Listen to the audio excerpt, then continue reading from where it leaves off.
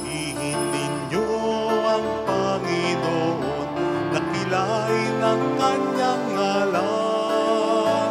Purihin siya ay awitan at papurihan magpakailanman.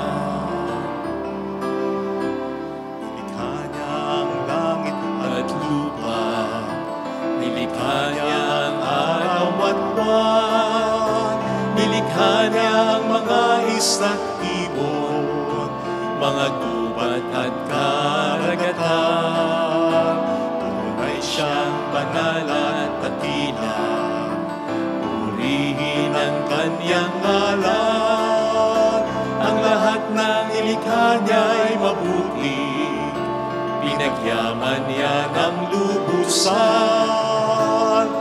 Purihin ninyo ang Panginoon, dakilain ang kanyang ngalan.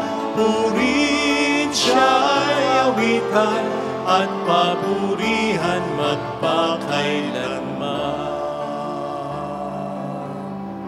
Sa ngalan ng Ama at ng Anak ng Espiritu Santo. Amen. Sumayin niyo po ang Panginoon. At sumaiyo rin. Sama-sama nating ipagdiwang ang kapistahan ni Apostol Santiago. Upang tayo maging marapat sa misang ito, halina't magsisimuna sa ating mga kasalanan. Tayo pong lahat, inaamin ko sa makapangyarihang Diyos at sa iyo mga kapatid, na lubha ako nagkasala sa isip, sa salita at sa gawa, at sa aking pagkukulang. Kaya isinasamo ko sa mahal na Birheng Maria, sa lahat ng mga anghel at mga banal, at sa iyo mga kapatid, na ako'y panalangin sa Panginoong ating Diyos. Kawaan tayo ng mapagmahal na Diyos, patawarin sa ating mga sala, at patnubayan hanggang sa buhay na walang hanggan. Amen. Panginoon, kaawaan mo kami. Panginoon, kaawaan mo kami. Kristo, kaawaan mo kami. Kristo, kaawaan mo kami. Panginoon, kaawaan mo kami. Panginoon, kaawaan mo kami. Papuri sa Diyos sa kaitaasan at At sa lupa'y kapayapaan sa mga taong kinalulugdan niya. Pinupuri ka namin, dinarangal ka namin, sinasamba ka namin, ipinagpupuri ka namin, pinasasalamatan ka namin, dahil sa dakila mong angking kapurihan. Panginoong Diyos, Hari ng langit, Diyos amang makapangyarihan sa lahat, Panginoong Jesucristo, bugtong na anak, Panginoong Diyos, Kordero ng Diyos, anak ng Ama, ikaw na nag-aalis sa mga kasalanan ng sanlibutan, maawa ka sa amin. Ikaw na nag-aalis sa mga kasalanan ng sanlibutan, tanggapin mo ang aming kahilingan. Ikaw na naluluklok sa kanan ng Ama, maawa ka sa amin. Sapagkat ikaw lamang ang banal, ikaw lamang ang Panginoon, ikaw lamang o Jesucristo ang kataas-taasan, kasama ng Espiritu Santo, sa kadakilaan ng Diyos Ama. Amen. Iyuko natin ang ating ulo at manalangin tayo. Ama naming makapangyarihan, itinalaga mo ang unang pag-aani ng iyong mga apostol sa pagtanak ng dugo ni Santiago. Pagkaloob mong tumibay ang iyong sambayanan sa kanyang pagkapahayag ng pananampalataya at lubusang pagkakamit ng pagdalangin niyang puspusan sa pamamagitan ni Jesucristo, kasama ang Espiritu Santo magpasa walang hanggan. Amen. Ang salita ng Diyos mula sa ikalawang sulat ni Apostol San Pablo sa mga taga-Korinto. Mga kapatid, kaming pinagkalooban ng kayamanang espiritual na ito ay hamak. Kung baga sa sisidlan ay palayok lamang, upang ipakilalang ang di malirip na kapangyarihan ay sa Diyos at hindi amin. Ginigipit kami sa kabi-kabila, ngunit di nagagapi. Kung minsay nag-aalinlangan kami, ngunit di nawawalan ng pag-asa. Pinag-uusig kami, ngunit di nawawalan ng kaibigan. Naibubuwal ngunit di tuluyang nailulugmok. Lagi kong taglay sa aking katawan ang kamatayan ni Jesus, upang sa pamamagitan ng katawan ko'y mahayag ang kanyang buhay. Kami laging nabibingit sa kamatayan, alang-alang kay Kristo, upang sa aming katawang may kamatayan ay mahayag ang kanyang buhay. Ano pat habang ako'y dahan-dahang namamatay, nagkakaroon naman kayo ng buhay na walang hanggan. Sinasabi sa kasulatan, nagsasalita ako sapagkat ako'y sumasampalataya. Bunga ng gayong diwa ng pananampalataya, nagsasalita rin ako sapagkat ako may sumasampalataya. Sapagkat nalalaman kong ang Diyos na muling bumuhay sa Panginoong Hesus, ang siya ring bubuhay sa akin kasama niya, at magdadala sa inyo at sa akin sa kanyang piling. Ang lahat ng pagtitiis ko ay sa kapakanan ninyo, upang sa pagdami ng mga nakatatanggap ng mga kaloob ng Diyos, lalo namang dumami ang magpapasalamat at magpupuri sa Kanya. Ang salita ng Diyos. Salamat sa Diyos. Ang nagtanim na may luha ay aaning natutuwa. Ang nagtanim na may luha ay aaning natutuwa. Nang lingapin tayo ng Diyos at sa Siyon ay ibalik, ang nangyaring kasaysayay parang isang panaginip. Lahat tayo ay natuwa, masasayang nagsiawit. Ang nagtanim na may luha ay aaning natutuwa. Ang sabi ng mga bansang nagmamasid sa paligid, ang ginawa ng Diyos nila ay dakila, anong rikit. Dakila ngang masasabi, pambihira ang ginawa. Kaya naman kami ngayon, kagalakay, di kawasa. Ang nagtanim na may luha ay aaning natutuwa. Kung paanong inuulan, yaong mga tuyong batis, sa sariling bayan namin, kami poon ay ibalik. Silang mga nagbubukid na nagtatanim na may luha. Bayaan mo na mag-aning masasayat natutuwa. Ang nagtanim na may luha ay aaning natutuwa. Yaong mga nagsihayong dalay binhit na nanangis, ay aawit na may galak, dalay ani pagbalik. Ang nagtanim na may luha ay aaning natutuwa. Magstayo na po ang lahat.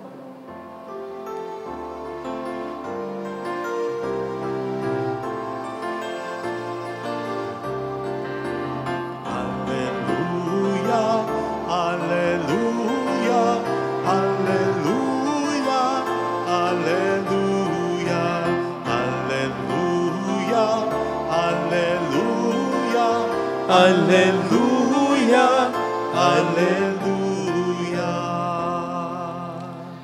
Sumayin niyo ang Panginoon. At sumaiyo rin. Ang mabuting balita po ng ating Panginoon ayon kay San Mateo. Papuri sa iyo, Panginoon. Noong panahong yon, lumapit kay Jesus ang asawa ni Zebedeo, kasama ang kaniyang mga anak. May ibig siyang hilingin, kaya't lumuhod siya sa harapan ni Jesus. Anong ibig mo? Tanong ni Jesus. Sumagot siya, sana'y ipagkaloob ninyo sa dalawa kong anak na ito ang karapatan na makaupong katabi ninyo sa inyong kaharian, isa sa kanan at isa sa kaliwa. Hindi nyo nalalaman ang inyong hinihingi. Sabi ni Jesus sa kanila, mababata ba ninyo ang hirap na babatahin ko? Opo, tugon nila. Sinabi ni Jesus, ang hirap na babatahin ko, ibabatahin nga ninyo, ngunit wala sa akin na pag-apasya kung sino ang maupo sa aking kanan at sa aking kaliwa. Ang mga luklukang sinasabi ninyo ay para sa mga pinaghandaan ng aking Ama. Nang marinig ito ng 10 alagad, nagalit sila sa magkapatid. Kaya't pinalapit sila ni Jesus at sinabi sa kanila, alam ninyo na ang pinuno ng mga Hentil ay naghahari sa kanila at ang mga dinadakila ang siyang nasusunod. Ngunit hindi kanya nang dapat na umiral sa inyo. Sa halip, ang sino man sa inyo na ibig maging dakila ay dapat maging lingkod.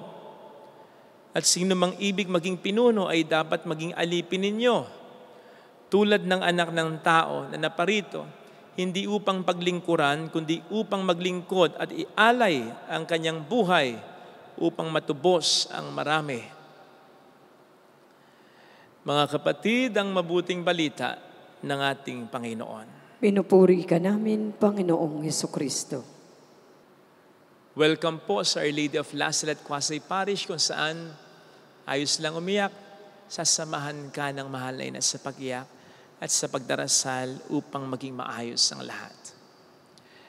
Ang isa po sa mga sakit ngayon ng maraming tao ay yung tinatawag na sense of entitlement. Ito yung pakiramdam o paniniwala pa nga na ang lahat ng bagay ay karapatan ko, kaya dapat ibigay sa akin. Dapat meron ako. Yan ang masamang espiritu. Sa likod ng mga salitang, I deserve this. Karapatan ko ito. At dati pa man, problema na po ng tao yan. Gaya ng ating narinig sa ating mabuting balita, kung saan ang lahat ng mga disipulo ay naghahangad na makaupo sa kanan at sa kaliwa ni Kristo. Place of privilege. Nilahat ko na, bagamat ang obvious na humihingi ay yung 2 lang naman, di ba? Pero bakit ba magagalit yung 10 mga alagad dun sa 2? Kung hindi rin ito ang gusto nila, naunahan lang sila. And so lahat sila nag-iisip na ang maupo sa kanan at sa kaliwa ni Kristo ay karapatan, deserve nila. So dati pa man, problema na yan. Kaya nga, kahit ang word na entitlement ay hindi natin mababasa sa banal na kasulatan, noon pa man, may binigay na ang Panginoon na paraan upang labanan niya. Ang una ay ang i-require tayong magsikap.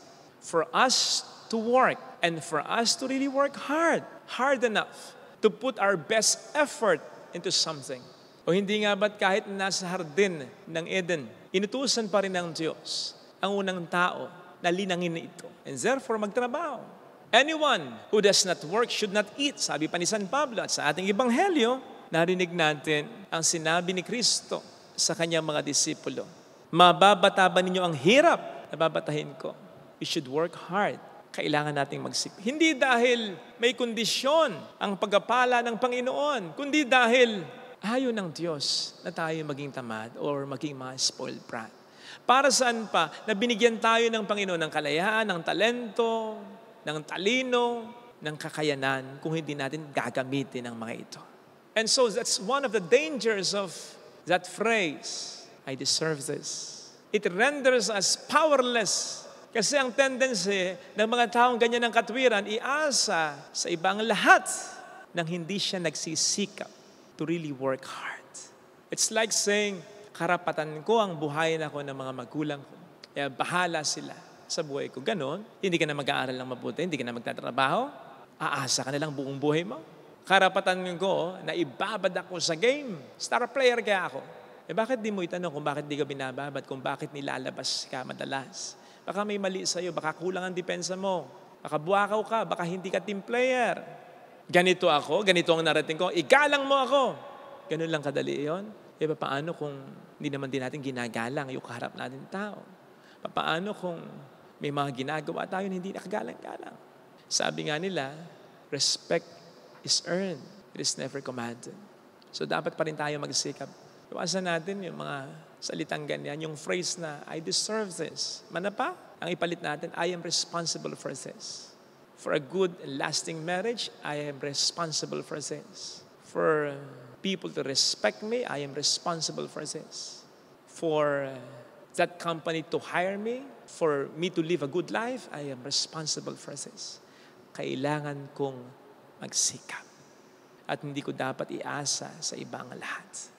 Nevertheless, hindi pa rin naman po sapat that we work hard for us to be entitled of something.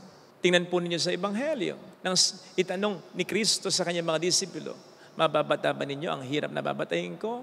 To which they replied, Opo, yes. Jesus was quick to tell them, yung hinahangad ninyo na pribilehiyo, depende pa rin sa Ama kung ibibigay sa inyo. In other words, even if you work hard, yung biyaya na ating matatanggap ay biyaya pa rin talaga na dapat nating ipagpasalamat. There is no such thing as a self-made man. Walang ganyan. Kung meron mang ganyan, self-entitlement lang yan. Dahil ang lahat naman ay biyaya unless the person believes na ang kanyang buhay, ang kanyang mga opportunities, ang kanyang mga talents ay dahil sa kanya at hindi dahil bigay ng Diyos sa kanya. Come on. Sabi nga sa Biblia, hindi nga tayo makagagawa ng paraan upang pahabangin ang ating buhay. Yung pa kayang pagmulan tayo ang nagpasimula ng ating buhay. Tayo rin ang dahilan kung bakit maganda ang takbo ng ating buhay. Kayabangan niya. At pag tayo naging ganyan, hindi lamang ang tao, kundi pati ang Diyos ay ating pagyayabangan. Huwag kanya. Delikado yan.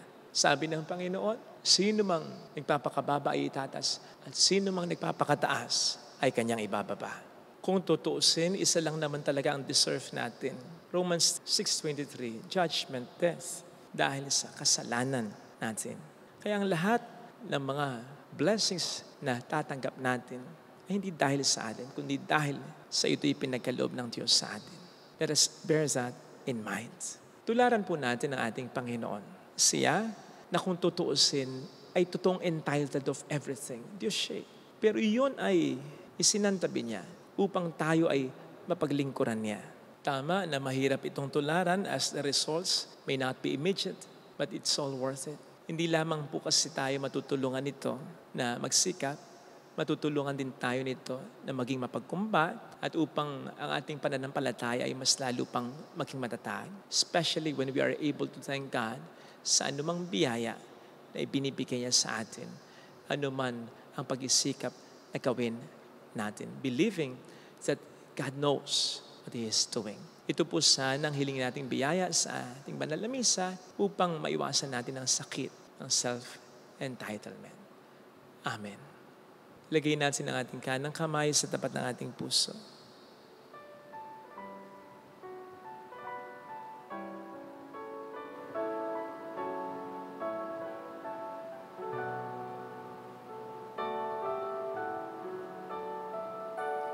Awitin natin.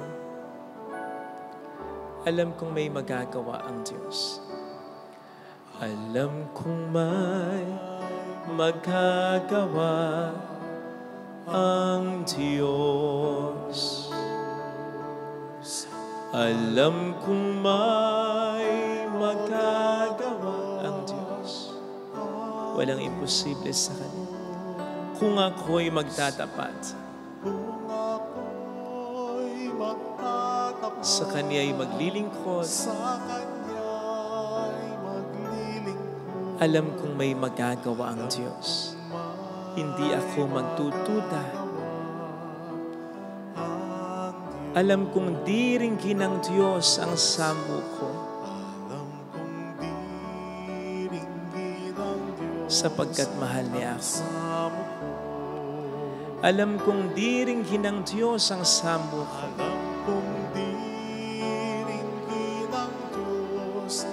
Sapagkat alam niya ang pinagdaraanan ko. Kung ako'y magtatapat, sa Kanya'y maglilingkod. Alam kong di ringgin ng Diyos ang samo ko. Pikit natin ang ating mga mata. Panginoon, tulungan mo kong makasunod sa iyo, lalong-lalo na sa pagpapakumbaba mo. Ikaw na hinubad ang iyong pagka-Diyos upang dakilain kami, upang isama kami sa iyong kadakilaan. Tulungan mo po kaming makapaglingkod ang tulad mo nang hindi iniisip ang aming sarili, kundi ang kapakanan ng iba. Tulungan mo kaming matanggap na ang tunay na daan ng kadakilaan ay nasa kababaan ng kalooban, nasa pagpapasalamat para sa mga biyayang tinatanggap namin at nasa pagsunod sa iyong banal na kalooban. Help us, O God, have mercy on us. Alleluia. pupurihin ng Diyos. Hallelujah! Pasalamatan siya. Siya ay muling babalik sa atin.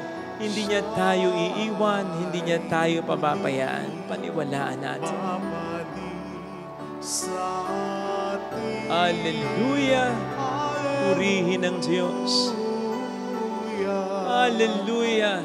Sa takdang panahon, babalik ang Panginoon upang tayo ay kunin. Tapat siya sa kaniyang mga pangako sa atin. Sabihin mo sa sarili, mayroong magandang mangyayari sa iyo. Higit pa sa inaasa. Dahil mahal ka ng Diyos, pakatandaan. Kung lalapit ka kay Jesus, maaring matagal, maaring mahirap, pero magiging maayos din ang lahat.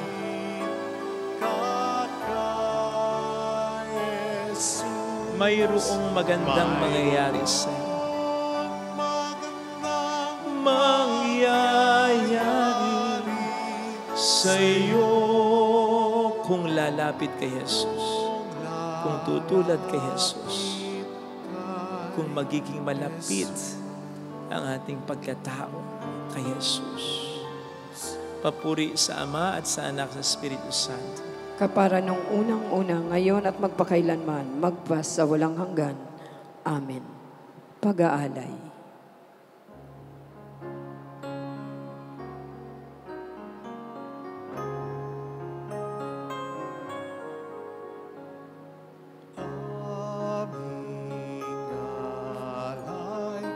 Anak at tinapay, handog sa iyong dambana, nagbibigay ng buhay.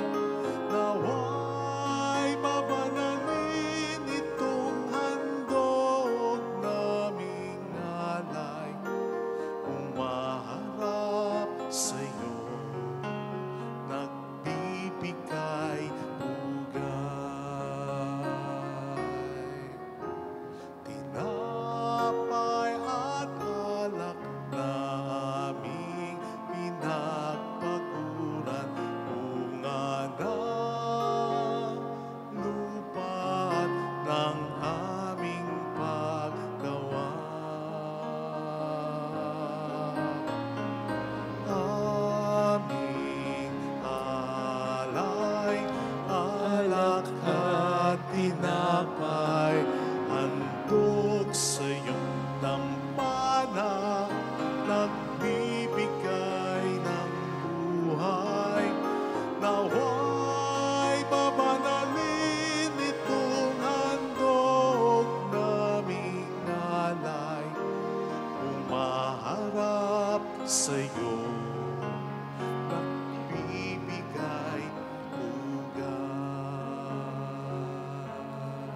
manalangin tayo, pang ating handog ay maging kalugod-lugod sa Diyos sa amang makapangyarihan. Tanggapin nawa ng Panginoon itong paghahain sa iyong mga kamay, sa kapurihan niya at karangalan sa ating kapakinabangan at sa buong sambayan niyang banal. Ama naming lumikha, dalisayin mo kami pakundangan sa nagliligtas na binyag ng iyong anak upang sa kapistahan ni Apostol Santiago na niloob mong unang makainom sa kanyang kalis, kami makapaghandog ng haing iyong tinatanggap na matamis sa pamamagitan ni Jesucristo, kasama ang Espiritu Santo magpasa walang hanggan. Amen. Sumainyo ang Panginoon. At sumaiyo Itaas sa rin. Diyos ang inyong puso at diwa. Itinaas na namin sa Panginoon. Pasalamatan ang Panginoong ating Diyos. Marapat na siya ay pasalamatan. Ama naming makapangyarihan, tunay ngang marapat na ikaw ay pasalamatan sa pamamagitan ni Jesucristo na aming Panginoon. Itinatag niya ang iyong sambayanan at ang mga apostol ay salig at katuwang sa pagkapanatili ng iyong pagmamahal na di magwawakas kahit kailan. Kaming sambayanan mo dito sa lupa ay katibayan ng pamumuhay sa langit. Kaming narito ang tagapagpahiwatig sa pagkakaisa ng lahat sa iyong pag-ibig. Kaya kaisa ng mga anghel na nakisiawit ng papuri sa iyo ng walang humpay sa kalangitan, kami po'y nagpupuni sa iyong kadakilaan. Santo, Santo, Santo, Panginoong Diyos ng mga hukbo, napupuno ang langit at lupa ng kadakilaan mo. Usana sa kaitaasan, pinagpala ang naparirito sa ngalan ng Panginoon. usana sa kaitaasan. Ama naming banal, ikaw po ang bukal ng tanang kabanalan. At sa pamamagitan ng iyong Espiritu, gawin mo pong banal ang mga kaloob na ito, upang para po sa amin ay maging katawan at dugo ng iyong anak, na aming Panginoong Hesukristo. Bago niya pinagtiis ang kusang loob na maging handog, hinawakan niya ang tinapay, pinasalamatan kaniya, pinaghati-hati niya iyon. Iniabot sa kaniyang mga alagad at sinabi, tanggapin ninyong lahat ito at kanin. Ito ang aking katawan na iahandog para sa inyo.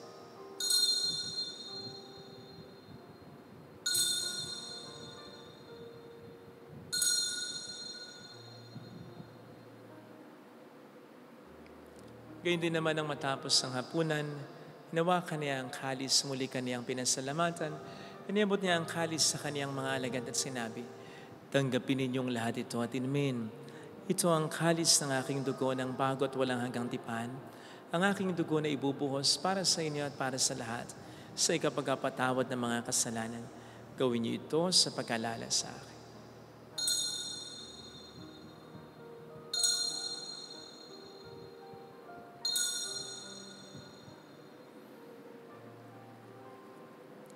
Ipagbunyi natin ang misteryo ng ating pananampalataya. Si Kristo'y namatay, si Kristo'y nabuhay, si Kristo'y babalik sa wakas ng panahon. Ama, ginagawa namin ngayon ang pag-alaala sa pagkamatay at muling pagkabuhay ng iyong anak, kaya inialay namin sa iyong tinapay ng buhay at ang kalis ng kaligtasan.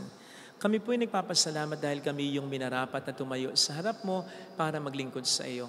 Isinasamo namin kami na magsasalo sa katawan at dugo ni Kristo ay mabuklod sa pagkakaisa sa pamamagitan ng Espiritu Santo. Ama, lingapin mo ang iyong simpahang laganap sa buong daigdig. Puspusin mo kami sa pag-ibig.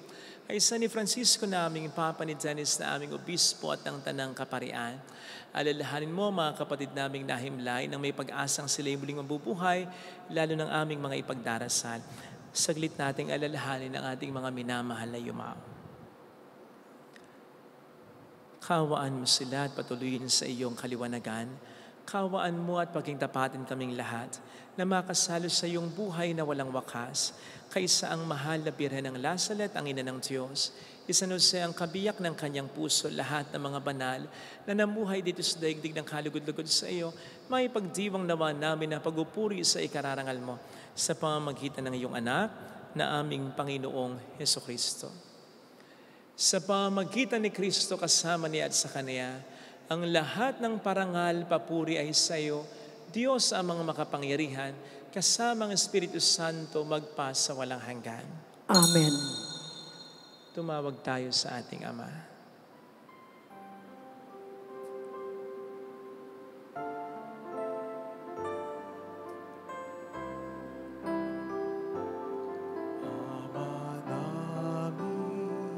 Sumasalangit ka, sambahin ang ngalan mo, mapasa amin ang kaharian mo, sundin ang loob mo dito sa lupa para na sa langit. Bigyan mo kami ngayon ng aming kakanin sa araw-araw at patawarin mo kami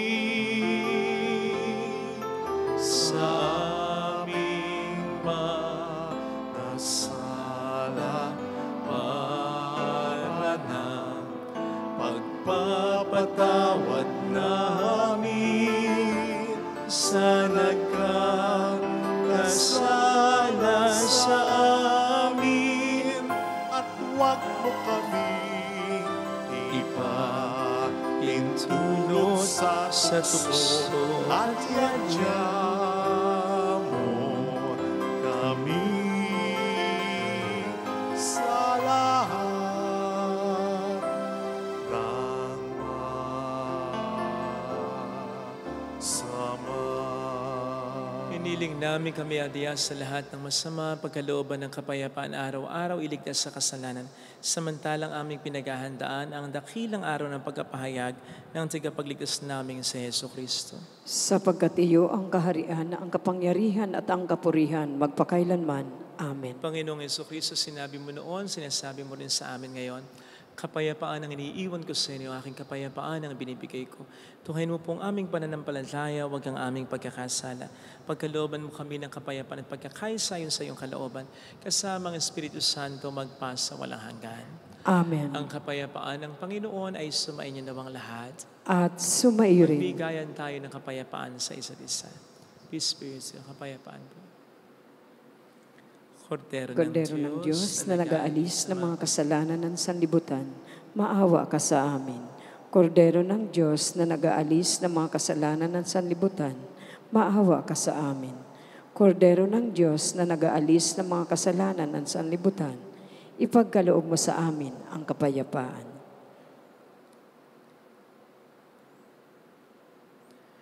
Narito sa harap natin ang Panginoon, ang ating buhay at kaligtasan. Palad tayong inaanaya. Panginoon, hindi ako karapat-dapat na magpatuloy sa iyo, ngunit sa isang salita mo lamang ay gagaling na ako.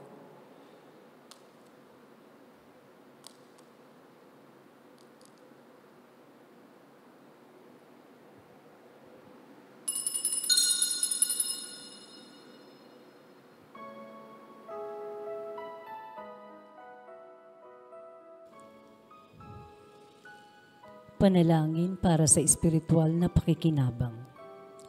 Panginoong Hesus, ako ay naniniwala na ikaw ay nasa kabanal-banalang sakramento. Iniibig kita ng higit sa lahat at ninanasa kong tanggapin ka sa aking kaluluwa. Sapagkat sa mga sandaling ito, hindi kita matatanggap sa sakramento.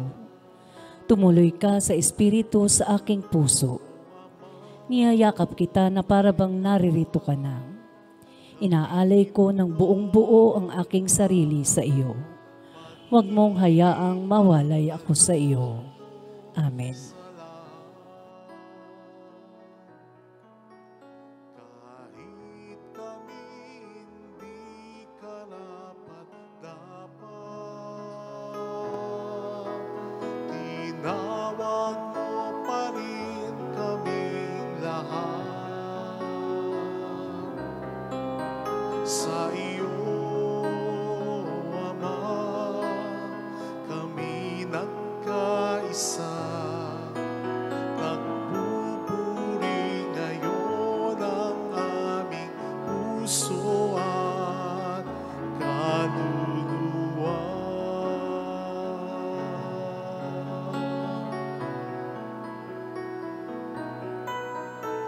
Dakila ka, O Panginoon. Dakila rin ang iyong pag-ibig na handog. Dakila kapagkat sa araw na ito, tinawag mo kami upang maging anak mo. Dakila ka, O Panginoon. Dakila rin ang iyong pag-ibig na handog. Dakila kapagkat sa araw na ito, tinawag mo kami upang maging anak mo.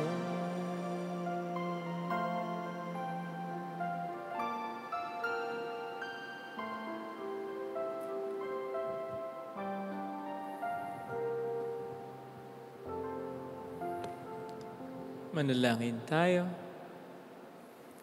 Ama naming mapagmahal, kami tulungan mo pakundangan sa pagdalangin ni Apostol Santiago. Ngayong sa kapistahan niya ay masaya kaming nakinabang sa pamamagitan ni Jesucristo. kasama ng Espiritu Santo magpasa walang hanggan. Amen. Magdasal po natin ang mga biktima ng bagyo at pagbaha. Holy God, Holy Mighty One, Holy Immortal One. Have mercy on us and on the whole world. Holy God, Holy Mighty One, Holy Immortal One. Have mercy on us and on the whole world. Holy God, Holy Mighty One, Holy Immortal One. Have mercy on us and on the whole world. Jesus, King of Mercy, We trust in you. alalahanin, Alalahanin, O mahal na Birhen ng Lazaret, ina ng pag-asa, ikaw ang nagpapaalala sa amin magbalik loob sama. Ito ang nagpapatunay na ang kagandahan loob mo'y nanatiling busilak. Sa pag-aaruga mo sa amin, tungkulin mo'y tinupad. Sa paanan ni Kristo, itinuring mo kaming mga tunay mong anak. Kaya ninais mong ni Isay huwag mapahamak. Maging sa iyong walang tigil na pananalangin, pati luhay pumatak. Huwag naman mawala ng saysay ang iyong paghihirap. Hiling nawa namin sa iyo, O aming inang liyab, na matapos ang pakikibaka namin sa mundong ito, at sa pananatili namin tapat kay Kristo. Sa kapurihan mo'y makibahagi kaming ganap, upang kung nasaan ka ngayon ay maparoon din kaming lahat. At ang kaganapan ng kalwalhatian ng Diyos Amay, tuluyang matupad siya ay nawa. mahal na Birhen ng Lazaret, tagapagkasundo ng mga makasalanan. Ipanalangin mo kami, walang patid kami mga dumudulog sa iyo. Maraming salamat po sa patuloy niyong pagtulong sa mga nagpapadala ng tulong sa our GCash and bank account, sa mga suportang ibinibigay niyo po sa aming parish, nagiging dahilan para makatulong din tayo sa iba. Ngayon po ay nagpapagawa tayo ng mga chapels, bukod pa sa mga tulong na ibinibigay natin sa ibang parishes. Sa ngayon, nagbibigay na rin po tayo ng tulong kahapon pa sa mga nasalanta ng bagyo. Marami pong salamat sa mga tulong na binibigay nyo sa ating parokya na nagiging dahilan para madali para sa atin ang maging biyaya din sa iba. Salamat po for making it possible. Sumayin niyo ang Panginoon At sumayo rin. palain kayo kasama ang ating pamilya na mapagmahal na Diyos, ng Ama at ng Anak, ng Espiritu Santo. Amen. Umayo tayo sa kapayapaan ni Kristo. Salamat sa Diyos. Thank you rin po.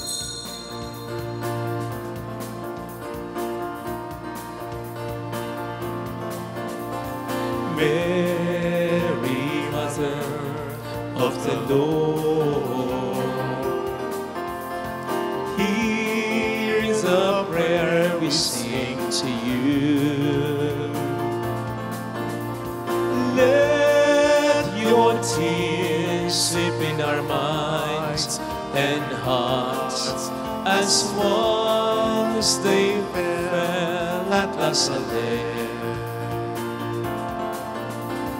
Tell your people how to live again.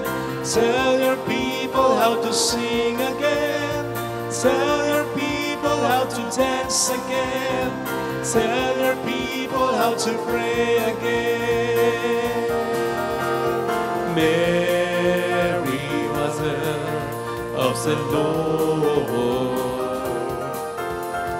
here is a prayer we sing to you.